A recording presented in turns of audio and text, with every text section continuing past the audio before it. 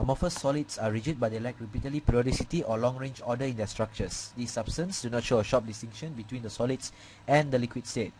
They lack a characteristic geometry and have identical properties along all axes, which have wide ranges over which they melt and break to form curved or irregular shapes. They include both natural and man-made materials. The most frequently cited example of an amorphous solid is glass, but may crystallize after long standing. Amorphous materials have no defined melting point. Amorphous substances as well as cubic crystals are isotropic, which exhibit similar properties in all directions. It is not always possible to know by casual observations if a substance is crystalline or amorphous. Example would be beeswax and paraffin. Although they appear amorphous, they have crystalline arrangements when heated and allowed to cool down. There are a few numbers of pharmaceutical materials that are able to exist in solid states as both amorphous and crystalline. Example, petrolatum, or some antibiotics. It is used as a prompt action, and the crystalline form is used a long action. In terms of absorption and therapeutically active, the crystalline forms of antibiotic novobiocin acid is poorly absorbed and has no activities, but the amorphous form do. Once dissolved, the molecules exhibit no memories of their origin. Determining the heat of fusion is fairly straightforward. A solid undergoes melting or freezing, and the temperature stays at a constant rate until the entire phase change is complete.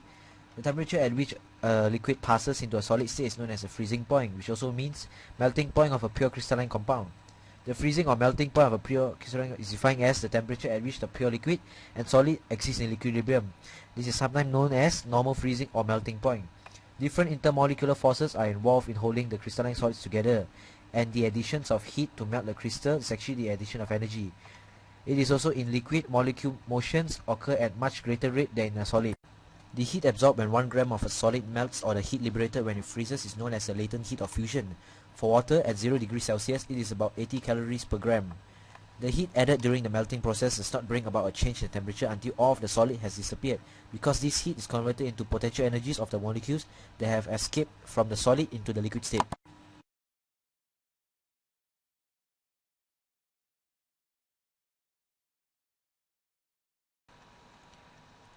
When heat is applied to solid, its temperature and vapor pressure increase with increase in temperature, because the molecule at the solid have increased in kinetic energy. At the melting point, heat is absorbed and the solid is converted to liquid at a constant temperature. When melting is complete, the temperature and vapor pressure increase. At the boiling point, temperature remains constant as heat is absorbed to convert the liquid to gas phase.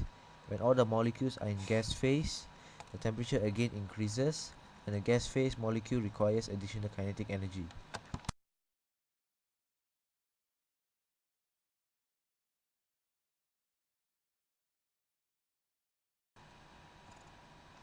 On this graph of time versus temperature, the first segment represents the heating of the solid. At point A, the solid melts, the temperature remains constant while melting occurs. At B, all the solid has melted and the temperature again rises as the liquid is heated. At C, the liquid boils again, temperature remains constant with time until all the liquid being converted to gas at point D. The temperature again increases as the gas is heated.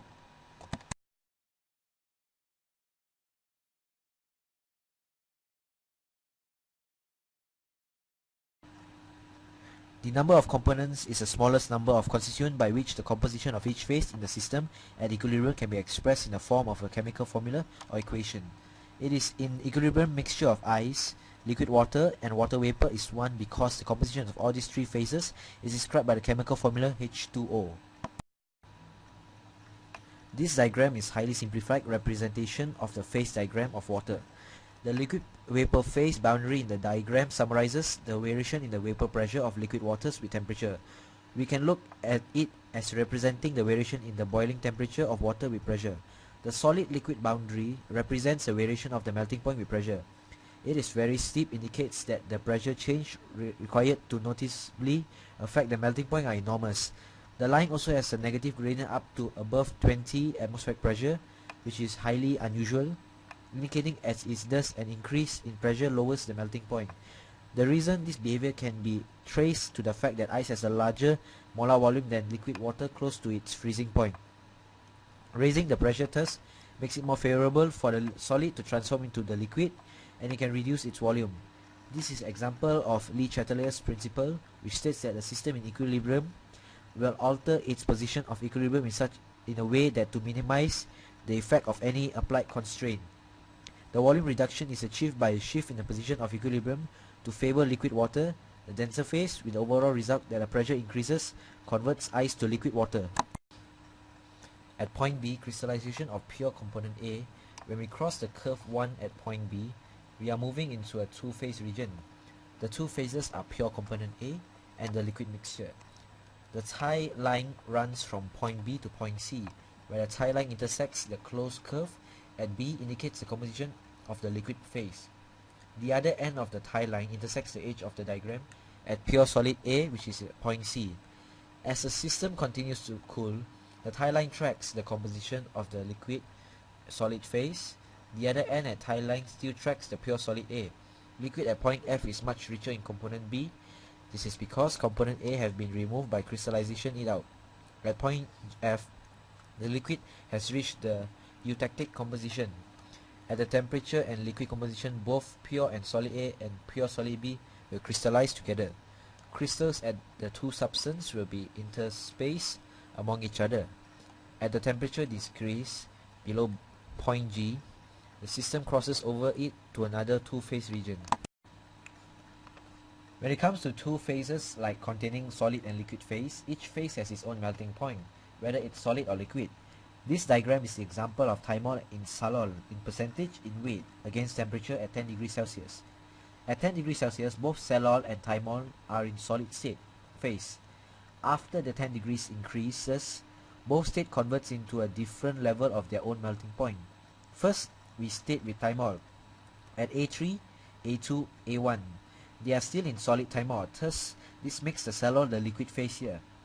After A1, the states is new completely liquid salol plus solid thymol, which is in you can see in 3. This is because the reason thymol is in solid is because melting point of thymol is at 50 degrees Celsius. You can see here in the equilibrium point, which is the eutectic point. So the eutectic point determines the intersection at the eutectic temperature and eutectic composition. Now we move on to the sallow state. Here the sallow remains salol because, as you can see this in this diagram, sallow melting point is at 43 degrees Celsius at state 2. Sallow is in pure solid and thymol is at liquid state. As we don't miss out the phase 1, this is one liquid phase. So this concludes that each substance has its own melting point. The state of matter differs, it comes to increases temperature, and substance that can change in the state of matter from solid to liquid.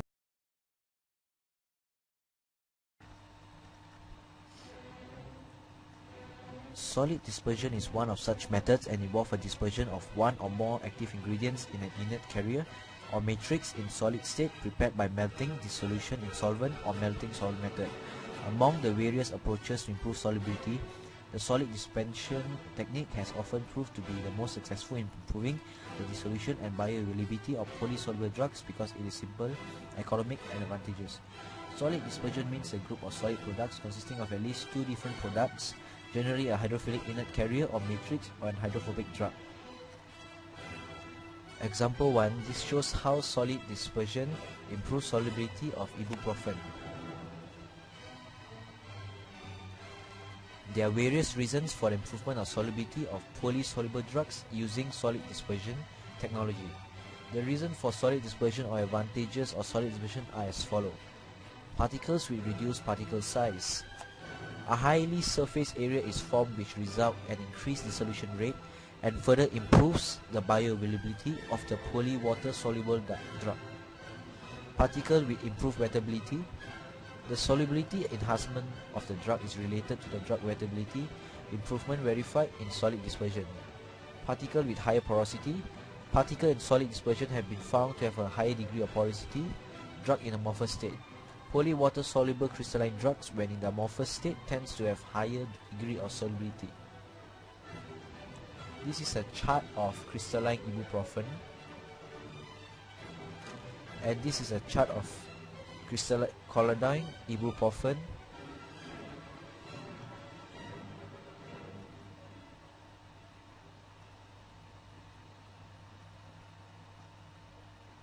This is a chart showing enhanced solubility of ibuprofen after solid dispersion to form colloidal